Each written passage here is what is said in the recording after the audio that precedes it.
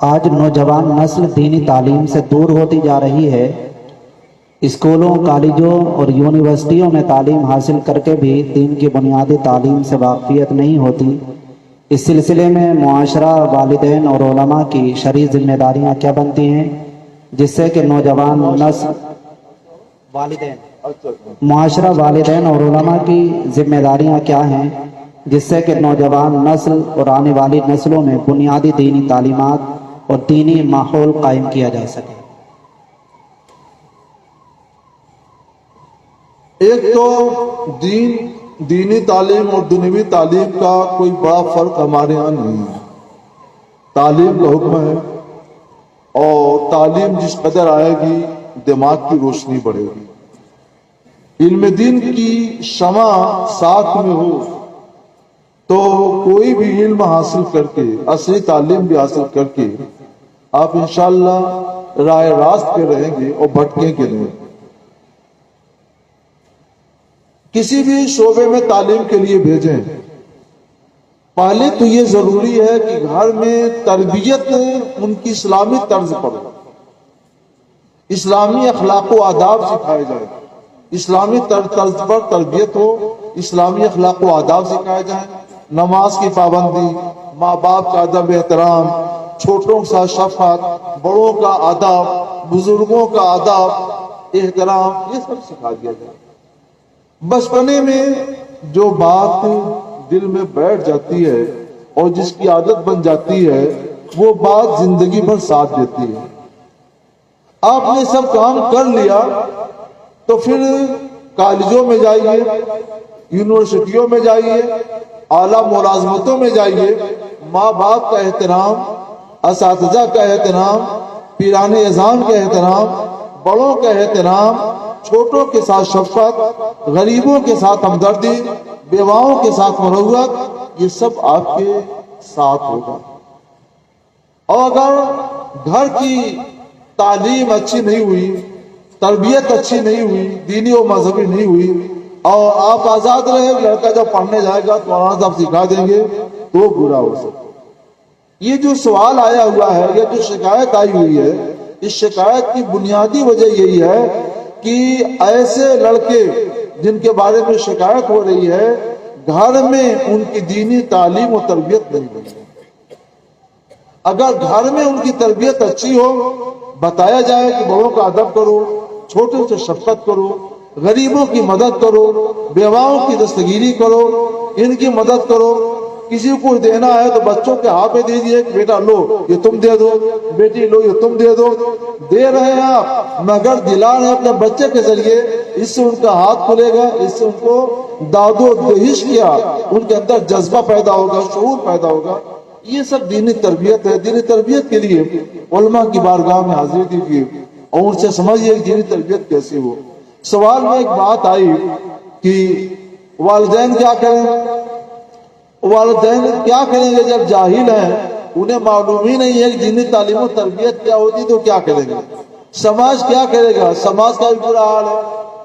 ہم اپنے علماء کرام سے کہیں گے کہ اپنے اندر تبلیغ کا جذبہ پیدا کریں، گھروں میں جائیں، جلسوں میں جائیں، میلادوں میں جائیں، فاتحہ میں جائیں، اور جہاں بھی آپ جائیں تو 2 کلمے نصیحت کے وہاں بول دیں، بول کر کے آگے بڑھیں۔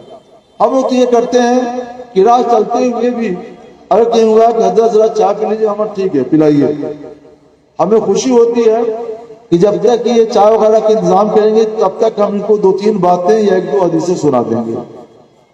یہ اپنے اندر جذبہ پیدا کیجیے، یہ جذبہ تبلیغ۔ اگر ہر عالم اپنے اندر جذبہ تبلیغ پیدا کر لے، جن کے گھر جائے تو ان کو 1-2 حدیث سنا دے، 1-2 دن کی باتیں بتا دے تو بہت اچھا ہے۔ برا مت مانیے گا آپ حضرات، جو ہمارا اور آپ کا طریقہ چل رہا ہے وہ کیا ہے؟ ہم اپنے عقیدت مندوں کے یہاں جاتے ہیں تو سبحان اللہ کبھی کبھی انواع و اقسام کے پرتکلف کھانے آتے ہیں، لذائذ کیا کہنا، تو سب کی تعریف تو کرتے ہیں اور جتنی تعریف کریں گے دوبارہ اس سے اچھا آئے گا، اور اس کے بعد جب چلتے ہیں تو وہ عقیدت مند اگر ہوشیار ہے تو کچھ نہ جانا ہی کچھ کرتا ہے۔ آپ نے ان سے اچھے اچھے کھانے کھائے، آپ نے ان سے وقت لیا, اچھا بستر لیا, اچھے بستر پر بیٹھے, ان سے آپ نے نذرانہ لیا, تھوڑی دیر کے لیے آپ سوچیں کہ آپ نے ان کو کیا دیا, آپ نے ان کو کیا دیا. آپ کی ذمہ داری ہے, ہم علماء کی ذمہ داری ہے کہ ہم کسی کے دسترخوان پر 5 منٹ کے لیے بیٹھتے ہیں تو اس کو ہم 50,000 کی قیمتی نصیحت بھی پیش کرتے ہیں. آپ کی ایک نصیحت قوموں کے عروج و زوال کا سبب بن سکتی ہے, زندگی میں اتار چڑھاؤ کا بہت بڑا ذریعہ بن سکتی ہے. ایک مختصر سی بات کبھی کبھی قوموں کی تقدیر بدل دیا کرتی ہے. آپ معمولی نہیں ہیں, آپ کی حیثیت کم نہیں ہے, بہت ہے. آپ کے پاس علم کے ذخائر بہت ہیں, حدیث کے ذخائر بہت ہیں, نصیحتیں ہیں, قیمتی نصیحتیں ہیں. مگر تھوڑی دیر کے لیے سوچئے, آج جو شکایت ہمارے سامنے آ رہی ہے, کیا اس شکایت کے ذمہ دار صرف والدین ہیں, صرف معاشرہ ہے؟ ہم لوگ نہیں ہیں, ہم بھی ہیں, کیونکہ ہم سب کچھ وصول تو کر لیتے ہیں مگر وہ کچھ دیتے نہیں ہیں. اور اس میں ہم اپنی ساری برادریوں کو بھی شامل کریں گے. شیخ الحدیث ہوں, علماء کبار ہوں, علماء صغار ہوں, خطبہ ہوں, شورا ہوں, پیران اعظام ہوں, ہمیں معاف کیا جائے. تقریباً اللہ ماشاءاللہ ہر جگہ ہوتا ہے, اللہ ماشاءاللہ چھوڑ کر سب کا یہی حال ہے. ہم اپنی قوم سے اصول تو کرتے ہیں, ہم اپنی قوم کو پیمنٹ نہیں کرتے.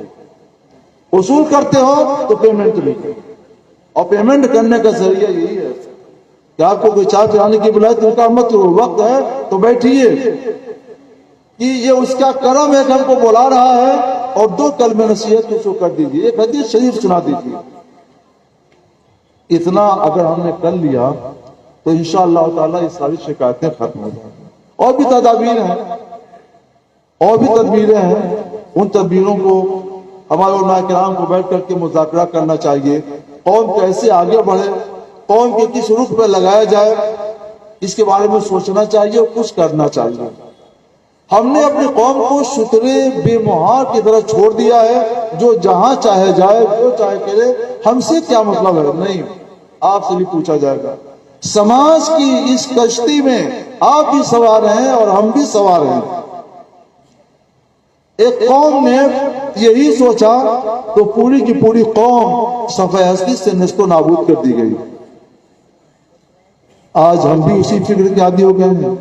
ہم کو تو اللہ نے افضل الامم بنا کر بھیجا اور اس کی حکمت بھی بتا دی, وجہ بھی بتا دی کہ تأمرون بالمعروف وتنہون عن المنکر, تم لوگ بھلائی کا حکم دیتے ہو اور برائی سے روکتے ہو. آپ سوچئے کہ ہم لوگ اس حکم پر کتنا عمل کرتے ہیں.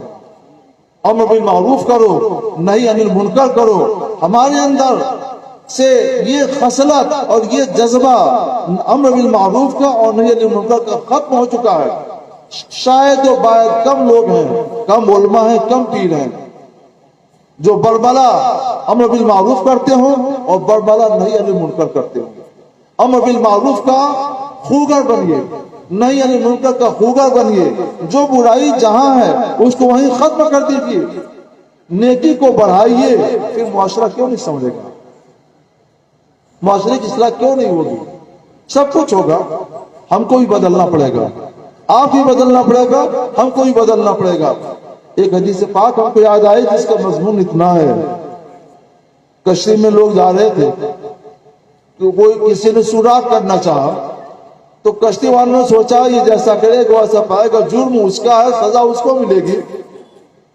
اس نے سوراخ کر دیا, پانی اندر آنے لگا تو جرم کی سزا صرف مجرم کو نہیں ملے گی, جنہوں نے اس کو جرم سے نہیں روکا ان کو بھی ملے گی. امر بالمعروف ضروری تھا کشتی میں بیٹھنے والوں پر, انہوں نے امر بالمعروف نہیں کیا, نہی عن المنکر نہیں کیا, وہ جائیں گے تو سب ڈوبیں گے اور سب کے سب تباہ و برباد ہوں گے.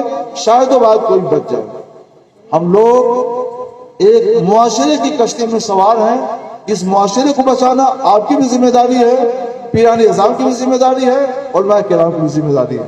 سب لوگ اپنی اپنی حد تک اپنی ذمہ داری محسوس کریں, امر بالمعروف نہی عن المنکر کریں, پھر انشاءاللہ ایسی کوئی شکایت مجمع میں نہیں آئے گی.